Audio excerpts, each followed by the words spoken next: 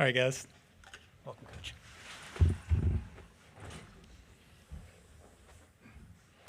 Welcome to the 2024 SEC tournament, baseball tournament, Game 10 press conference. Joined by Tennessee head coach Tony Vitello, along with all SEC outfielder Kavaris Tears, winning pitcher A.J. Causey. In a moment, Coach will give an opening statement, then we'll take questions first for the players. Marlon and Seth have wireless microphones. Please wait to be called upon and identify yourself when you ask your question. Coach, if you can give us an opening statement. Yeah, this tournament is so great for all the teams in our league, and I think the league helps prepare you, but the tournament does too, because you get used to media coverage, fans, chaos, all kinds of different things. And I thought we handled it a lot better yesterday. It's not like we did anything wrong, but just everything seemed to be a little more in sync. Great attitude from our guys, even though it was definitely not a perfect game. Both teams made mistakes. I haven't looked at it close enough to know, who made one more than the other. But I think, because Stom and Causey threw the ball so well, we were able to take advantage of KT's stuff at the plate as well as the rest of the team. And it's nice to be able to play tomorrow because we kind of had a plan A for the pitching. Obviously, A.J. Russell was a hot topic yesterday, kind of how we wanted to handle Cause. And, Kirby had to put in a little extra work, but to this point, it looks like we'll be able to check some of the boxes we wanted to. So whether we're able to win the thing or not, we've accomplished a lot to this point on top of what we did this season. So. All right, let's direct questions to the student athletes. Please raise your hand if you have one. In the back on the right. AJ, you've been so good after Stamos this year. Is there anything particular about him and how he pitches that you feel like you feed off of really well? I think we're two completely different looks. Him being like an over-the-top lefty, me being a low slot righty. But other than that, I just think he goes out and he competes, and so it kind of calms me and makes me go out there and do what he did, basically. So yeah, it's really calming. Next one for the players. On the right, third row. Kavaris, Tony last week gave you all a challenge to maybe step up in a different way. In these last 2 weekends, you've produced at a really high level, coming up in big moments. How have you been able to produce? How has that challenge maybe ignited a light in you? I think a lot of it is just faith in each other. If somebody doesn't get it done, then you have 100% faith in the guy behind you that he's going to get it done. So just believing in each other, I think, has played the biggest role. Next question for the players. Third row in the center. Kavaris, from facing AJ and Stamos in practice, what makes him so effective? And then how hard do you think it is for an opposing team when they have to face both those guys on the same day? To answer your second question, it's not easy at all, I can tell you that.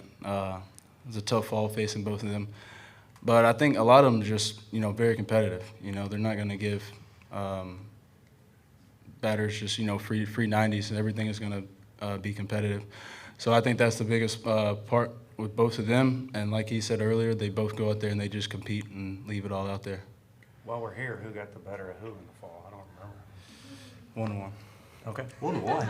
Let's keep it at that. Next question for the players. If there are no more questions for the players, then Kavaris, AJ, congratulations on the win today. We'll see you again. Thank you. Thank you. See you guys.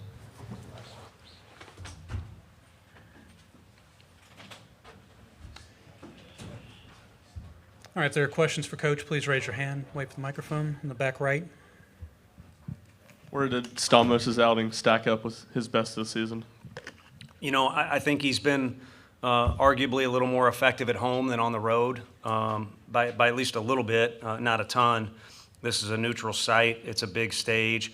And I never even looked. I don't know at Cal what his postseason experience was, whether it be in the conference tournament or, in a regional play or anything else. So I don't know how much he's had, if any. But he looked like a pro out there. And I think he was, if anything, a really good balance. He gets fired up. I mean, I know he's not waving his fist and all that stuff, but he's a pretty intense guy, and I think that's important to manage in a setting like this. And he seemed to have a good balance of the proper intensity, but also having his breath under him and things like that. So where it stacks up, I'm not sure, but I think it was kind of what the doctor ordered after yesterday. Next question for Coach on the front row on the right. Have you ever in your career had a team that's used two openers on a weekend? And if you have used openers this much, how effective has that been in your experience? No, I mean, I'm just going to piggyback because we just got done visiting with the ESPN folks. To me, we've got, even more so than 2021 was maybe our best depth-wise position player, this is the most unselfish position player group I've ever been a part of. And so I didn't mean to wave a big flag with the run rule stuff. We've been run ruled. We've run ruled other people. It's frustrating when you don't get as many at-bats spread around some of these guys. We just kind of, take one away from Reese and give one to Bargo there. Peebles is standing on deck if KT would have got on base his last at-bat. But they're the same every day with the way they work and their attitude and how they have each other's back.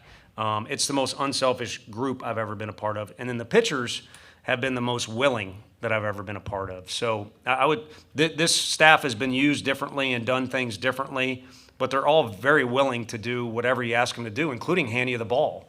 Stom wanted to talk to me about the movie Tombstone out there when I took the ball from his hand. And little does he know, I think you guys know there's some history with that movie in us. And then same thing, Causey, as soon as he saw me out there, I've seen that look before. He wanted no part of coming out of the game, but by the time I get to that point, he's talking to his teammates about what they got to do, and he hands the ball off to Kirby. And so I would describe willing and unselfish out of those two groups, and it's nice they're in the same dugout together.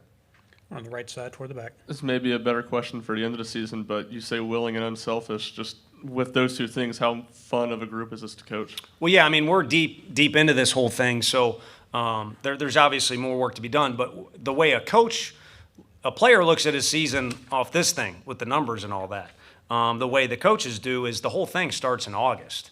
And really even before that, you're trying to recruit so that you don't have any major blind spots and the draft and all that stuff. You guys know how it can be a headache. So it starts way in advance of even opening day. And then how the fall goes and leading up to the season, that probably carries as much weight when you're judging, is it fun to get out of your car to walk into the office every day? And that was a goal. As far as adding guys like Stom, his whole recruiting process was a big part of that goal. And since we're talking about him, he's a perfect, analogy or representation of whatever the heck I'm trying to talk about. Is I'm just glad the guy's here. And we didn't get one guy, and we got him instead. And I don't know who's better. You can't decide that, but I know who's a lot of fun to be around, and so are the other guys. So when you park your car at Lindsey Nelson Stadium and you get out of the car, if you're in a bad mood, it changes pretty quickly. On the right side.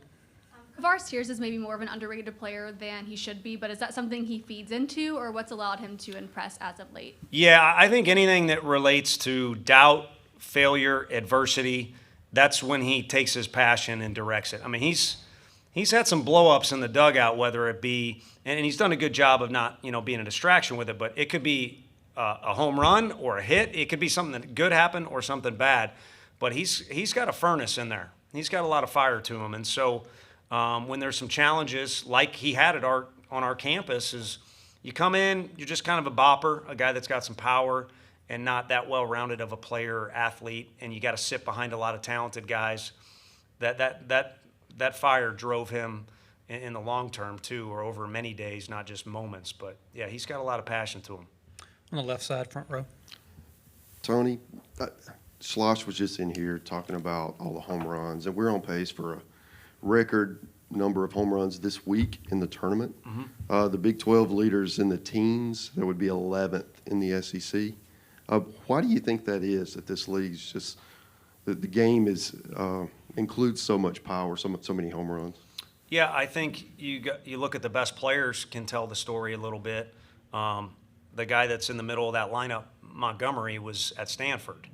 And, one reason or another, these kids are attracted to this league across the country. So you're kind of piling them all up into, I don't know what the average weight of the lineman is in the SEC, but I bet that's pretty high too. And it probably is also the highest in the country. The Big Ten people are going to throw stuff at me. But and then you look at a guy like Skeens. I'm sure he developed and he worked hard and all that. But you go from what you have to do at the Air Force and what those people do for themselves and for us and for the Air Force Academy, and you switch over to an SEC school where we have all these resources for these kids. We have nutritionists. We make them get to bed. We can track their sleep. We can do everything. The better athlete gets even better. So that would be two quick ways or two examples. And then the guy next to us, like Simo said to the ESPN guys, if he just touches it, it's going to go because he's strong. On the right, fourth row. Tony, you talk about wanting to check some of these boxes and some of the boxes you've already checked. What else are you trying to accomplish outside of winning the whole thing this weekend? It's good, in my opinion, that we get Beam is a very routine-orientated guy, and it's good that instead of him coming in and throwing the 8th inning or 9th inning or something, that he gets his start tomorrow. I don't know what we'll do pitch count-wise. We'll wait to see, when the game starts. And then Combs, we had kind of a set rest plan for him, kind of how he did bullpen stuff. And so he wasn't really available today. So for Kirby to did what he did was huge for us. But would like to get Combsy a little action tomorrow. And then, if you're fortunate enough to win, maybe Xander starts, but I think it'd be good to get Xander on the mound. Either way, he's always kind of the same guy every day. So those are kind of some things with the A.J. Russell, Stom getting a good amount of work, Causey getting a good amount of work but not getting overtaxed because he's done a lot for us this year. So in a decent spot. You're in a much better spot when you win the game that you're sitting here talking about, but in a decent spot.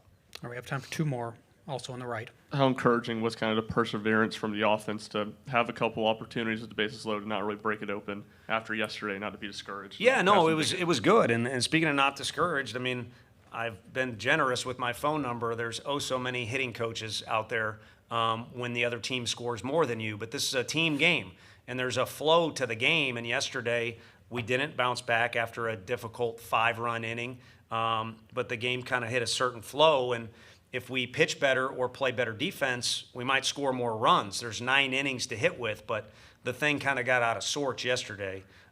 So this one, to me, was one that had a little bit better if you accumulate all the at-bats overall, there's no question they were better. So it is good they didn't get discouraged, but they've been very mature. We joked about that word with the Drew Gilbert thing and all that stuff. They've been very mature throughout the years. So you don't have to get too excited about one day, and you don't have to get too frustrated with another day with this group in particular. Last question on the right. Kind of building off of that with the bases loaded, obviously Emmett gets caught stealing third. Is there anything that's concerning outside of this game that you want to clear up, like the base running or take better advantage of a bases loaded situation moving forward? No, I think if anything on the base running deal, we had the first and third with Ensley. They bring in their tough submarine guy, and just a hesitation cost us, which can happen this time of year. Kids think about consequences. Because if you get forward and you start envisioning, what am I going to say at this press conference, and it's, if we lose, we're out of the tournament, you can start thinking about consequences. And I'm not saying it happened there, but you got to just keep playing ball. And normally we don't hesitate on that particular situation. But I think we just kind of had a misplay on the occasion that you talked about. And again, I think I opened with this one or the last interview. We certainly made mistakes today, but they're as strong as they are. We were talking about as good athletes as they are. They're also about 21, 22 years old, and we're going to make mistakes tomorrow too. It's about just making sure you keep playing ball throughout 9 innings, and you want as few as possible. But again, you can overcome them, especially if you got the talent that's in our league. All right, Coach, congratulations on the win today. We'll see you again tomorrow. Thank you. Sounds good. You bet.